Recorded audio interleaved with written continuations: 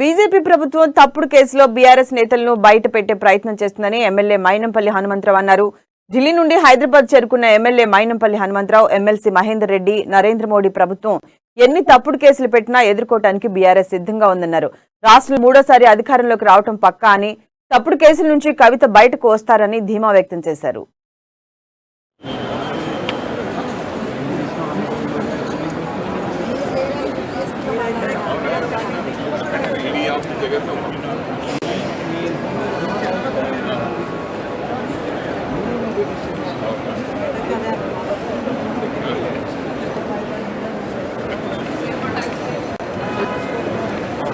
BRS party అన్నిటికి కూడా సిద్ధంగా ఉంది.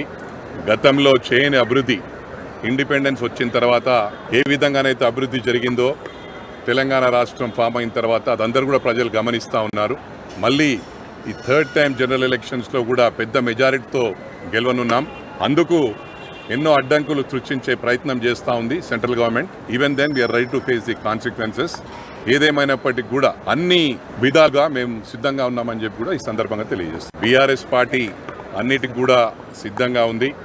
గతంలో చేయని అభివృద్ధి ఇండిపెండెన్స్ వచ్చిన తర్వాత ఏ విధంగానైతే అభివృద్ధి జరిగిందో తెలంగాణ రాష్ట్రం ఫామ్ అయిన తర్వాత అదందరూ కూడా ప్రజలు గమనిస్తూ ఉన్నారు. మళ్ళీ ఈ